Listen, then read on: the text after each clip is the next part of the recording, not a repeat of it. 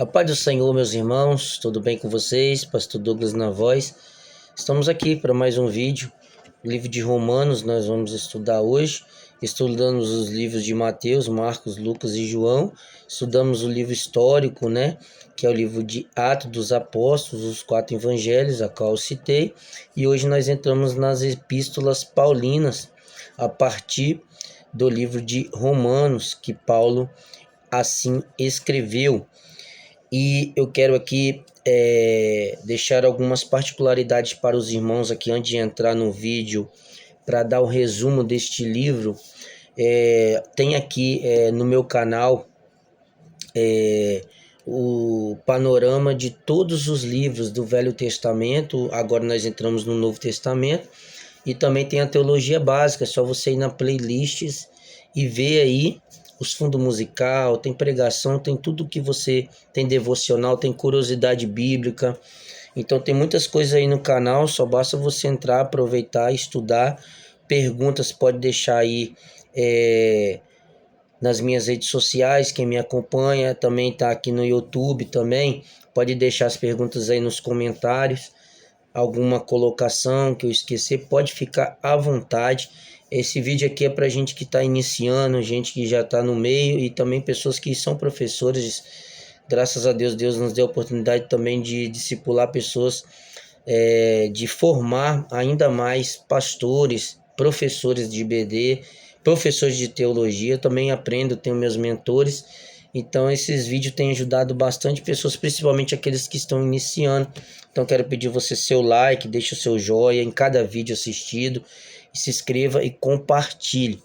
Eu gravei uma playlist, tá aí o Novo Testamento, gravei um momento interbíblico entre Malaquias e Mateus, gravei os 4 evangelhos, Mateus, Marcos, Lucas e João, e gravei na aula passada o livro de Atos, o 5º livro, que é o livro histórico, só tem ele, e hoje eu inicio a aula de Romanos, que é o começo das epístolas de Paulo. Tem muita epístola aqui para a gente estudar, e depois eu vou gravar um vídeo separado sobre Paulo, assim como eu fiz de Jesus. Eu gravei um vídeo sobre Jesus, o ministério dele, e agora eu vou estar gravando a aula de Romanos, mas eu vou estar gravando sobre a vida de Paulo após esse vídeo. Amém? Muito obrigado por estar acompanhando a gente e pela sua credibilidade. Meu intuito aqui é ajudar vocês a compreender mais a palavra, lembrando que temos que orar, consagrar, jejuar, além da leitura bíblica. Isso é como fosse uma consagração para nós continuarmos a se achegar até Deus. A santidade é isso, é se achegar a Deus e Deus se achegar a nós, não mostrando para homens, mas sim para Deus em atos, dessas maneiras, esses atos nossos aqui de consagração ao Senhor. Amém? Tanto de leitura bíblica diária, aprender, orar, isso é uma forma bastante boa para que a gente venha se chegar mais a Deus e também se santificar mais na presença dele. Vamos lá? O livro de Romanos é considerado o 5º evangelho. Por quê? Porque este livro é um livro soteriológico, ou seja, é um livro que fala sobre salvação. Como que funciona a salvação? Tem um vídeo aí na playlist sobre teologia básica, e você vai procurar lá soteriologia, que é a doutrina da salvação, estudo da salvação, sobre a salvação. E eu gravei sobre essa doutrina, e o livro de Romanos ele vai tratar isso muito de forma panorâmica e muito objetiva. Eu quero deixar aqui algumas informações do livro de Romanos, lembrando que nossa Bíblia está colocada de forma temática e não de forma cronológica. Paulo escreveu esta carta entre 56 e 57 depois de Cristo, e é destinada esta carta para os cristãos de Roma, tanto judeus como gentios. Tema central: a justiça de Deus revelada no Evangelho. A palavra central também do livro é Romanos 1,17, que está escrito assim: o justo viverá pela fé. O propósito do livro: explicar o Evangelho de forma completa e sistemática. mostrar que todos pecaram, judeus e gentios, ensinar que a salvação é pela fé e não pelas obras da lei, e orientar a vida cristã prática. A estrutura do livro, a introdução do versículo 1 ao 17. Saudação, o evangelho como poder de Deus para a salvação. A única porta é a palavra de Deus, o evangelho, né? E o tema-chave é justiça pela fé. 2. A necessidade da salvação, do 18 até o 3, versículo 20, né? É tudo em camadas topicais aqui, né? A gente vai para tópicos. Gentios condenados pelo pecado. Judeus condenados pela lei. Conclusão, todos pecaram. Até o capítulo do 1 até o 3, todos pecaram. Romanos 3,10 vai dizer assim, não há um justo sequer. Ou seja, todos foram destituídos, né? Romanos 3,23, todos pecaram e destituídos foram da glória de Deus. Deixa eu deixar aqui uma colocação para a gente continuar esse estudo. Até uma criança recém-nascida, ela já nasce com a natureza pecaminosa. Não é porque ela tem pecado, porque ela não tem malícia. É por isso que nós não batizamos criança. Por quê? Porque criança não tem consciência, por mais que ela já nasce com a natureza pecaminosa. O único que não nasceu com pecado foi Jesus, porque Jesus, quem engravidou Maria, foi o Espírito Santo de Deus. Então não teve contato do homem, né? A história diz, os estudos diz que o contato do homem foi, né? Porque o sêmen do homem que gera o fruto na mulher. Então o homem por si mesmo, quando ele libera, né? O chamado sêmen para poder engravidar uma mulher, a mulher ficar gestante, o pecado vinha, segundo a história rabínica e comprovações bíblicas, que o pecado vinha do homem, porque o homem estava plantando. Quem caiu no Éden não foi Eva, porque Eva estava como cauda, quem estava como cabeça era Adão, então Adão era responsável. Então o pecado pelo homem, né? A Bíblia diz também que por um homem entrou o pecado, né? Por quem? Por Adão.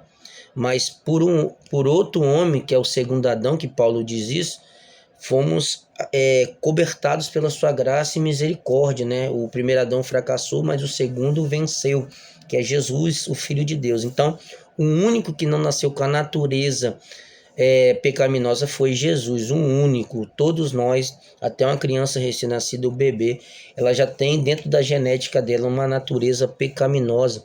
E foi gerado no pecado. Davi disse isso também. Em pecado fui gerado, em pecado concebeu a minha mãe. Então, em pecado fui gerado, então ele já estava em pecado quando ele foi gerado, antes mesmo de ele sair da barriga da sua mãe, ele já tinha sido gerado. Gerado é aquele contato com o sêmen do homem com o óvulo da mulher. Ali já é que já está ali gerando uma criança, nem ainda formado um embrião, mas já está gerando um pecado, porque nós, desde Adão, estamos em pecado, uma natureza pecaminosa. Então vale a pena salientar isso nessa aula. Terceiro, a justificação pela fé. A justiça vem pela fé em Cristo, Abraão como exemplo, resultado da justificação, paz com Deus e esperança e reconciliação. Muitos atribuem as obras como salvação. Tem algumas religiões, alguns ensinamentos aí, que ensinam que obra salva, não salva. A obra é galardão, é coroas. Então, o que salva é Efésios 2, 7 e 8, mediante a fé em Cristo Jesus. O ladrão da cruz não foi batizado nas águas e nem tomou ceia. Ele somente creu e recebeu a salvação ali na cruz do Calvário. O quarto, a santificação do crente, a libertação do domínio do pecado, luta interior contra a carne, vida no Espírito e segurança eterna. Nenhuma condenação há para quem estão em Cristo Jesus. Então, a nossa natureza é pecaminosa. Nós estamos no pecado. Hoje nós conhecemos a consciência e temos consciência, né? Chega uma certa idade que a consciência ela começa a dominar. Então, a gente sabe o que é certo e o que é errado. Então, quando a gente entrega a nossa vida a Jesus, Jesus ele nos redime, né? Ele nos justifica, né? Primeiro passo da soteriologia é a justificação. Quando aceitamos, ele nos justifica. Todos os pecados são justificados quando nós cremos e professamos Jesus com a nossa boca. Segundo, nós entramos no processo de regeneração. Terceiro, no processo de santificação. E quarto, que quando a gente alcançar a glorificação, né? Que vai ser pós o arrebatamento, que aqui não tem como ser glorificado pela essa genética pecaminosa. O máximo que podemos fazer é santificar a nossa vida, igual eu falei no começo do vídeo, estar o mais próximo de Deus, mas a gente não vai alcançar 100%, estar próximo, mas vamos tentar na santidade chegar o quanto mais perto, melhor. Quinto, o plano de Deus para Israel.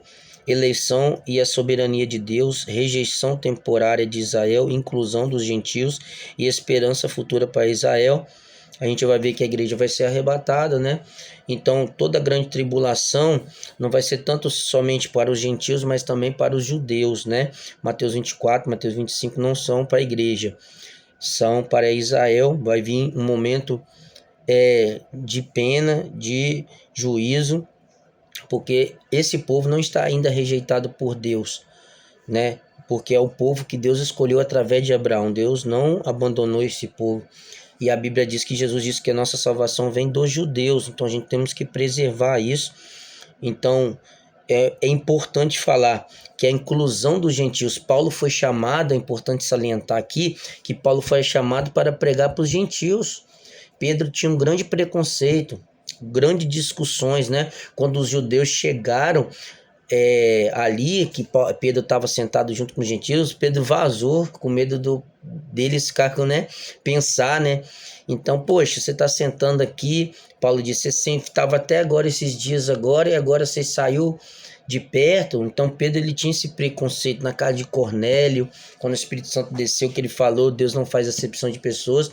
Então Deus precisava levantar alguém para pregar para os gentios, porque Deus incluiu essa geração eleita, sacerdócio real, povo adquirido, que Pedro diz, né? 1 Pedro 2,9. Então esse povo somos nós, adquiridos, sacerdote real, geração eleita, somos nós. Então Deus incluiu nós por crer no teu Filho Jesus. Sexto, a vida cristã prática. Vida como sacrifício vivo, dons espirituais e amor cristão, relação com a autoridade, liberdade cristã e cuidado com os fracos na fé. Isso é importante também falar, que devemos ser submissos às leis terrenas, também submissos aos nossos pastores, quem está acima de nós, né? Então, como nossa vida como sacrifício vivo, não mais o tabernáculo feito pelos homens, e nem o templo mais nós, somos templo do Espírito Santo de Deus, né? Os dons espirituais, né? E o amor cristão. Aí não somente João fala do amor, mas também Paulo também, né? E a liberdade cristã e o cuidado dos fracos na fé, né? A gente temos que ter o que? Paciência, Paulo diz, com essas pessoas, porque um acredita que pode comer e outro não. Então, a gente não pode ser muito salgado, muito religioso, porque a gente mata, na minha opinião, tá? E não soço liberal de forma espontânea, deliberadamente, não, porque aí vira bagunça. A gente tem que ser, Paulo ensina para nós que temos que ser equilibrados na carta dos Romanos, equilibrados. Jesus disse, sois sal da terra, ele está dizendo para a gente ser salgado, ser equilibrado, porque muita sal na comida não dá para comer, fica salgado. Então é temperado, temperado significa equilíbrio. Então, nós temos a liberdade cristã, mas nós sabemos o que a gente podemos fazer e não, a gente é como o vento, vai para onde quer, ouve-se sua voz, mas não sabe de onde vem, né? Deus falou, Jesus falou com Nicodemos. É assim todo nascido do Espírito. Ele está falando, o vento ele vai, ele direciona, mas ele sabe o que ele está fazendo, porque ele sabe quem ele serve. O próprio Deus, a terra, o fogo, o vento, o mar, a água, eles são coisas usadas por Deus, criação de Deus para ser usadas na terra mesmo, sobre nós, sobre essa atmosfera, as atmosferas. Então, é necessário ter essa paciência com essas pessoas e também ter a liberdade cristã em Cristo Jesus. Você não é escravo, aleluia, louvado seja Deus, né? Você não é escravo, você é livre, livre, porque Ele te libertou. Conclusão e saudações. Plano missionário de Paulo, exortações finais e doxologia, né? Temas principais em Romanos: pecado universal, o pecado atingiu toda a humanidade, graça e fé, justificação, santificação, soberania de Deus, vida no Espírito. Essa soberania de Deus é que Deus é presciente. Ele sabe mais o que vai acontecer, mas ele não intromete nas nossas decisões. Nós escolhemos, ele data algo, escolhe algo, e a gente se desvia pelas nossas decisões. Mas ele é tão bom e misericordioso que ele sempre tem uma trajetória, um caminho de segunda chance, terceira chance para nós encontrar com ele, porque a sua misericórdia dura para sempre. Vida no Espírito e unidade entre judeus e gentios, né? Isso que é difícil, até hoje no mundo de hoje, há 2000 anos atrás, isso não mudou, né? Os gentios e os judeus têm esse preconceito muito grande um com o outro, né? É difícil os judeus aceitar os cristãos, né? Os judeus são um povo que já tem sua fé, sua base formada, então são duros, mas aí a grande tribulação vai vir ainda e Deus tem um plano para Israel para resgatar os 144 mil, 12 mil de cada tribo, né? Mas eu não vou entrar porque nós estamos no livro de Romanos. A importância de Romanos, considerada a carta mais teológica do Novo Testamento, base da teologia cristã. Agostinho, Lutero e Wesley, John Wesley usou essa base de teologia cristã na soteriologia, né? E apresenta o evangelho de forma profunda e equilibrada. Amém? Esse é o livro de Romanos. Eu vou estar gravando a vida de Paulo. Deus abençoe você em nome de Jesus. Estude, tá aí na plataforma Soteriologia. É só você assistir que você vai ajudar você a entender mais esse assunto.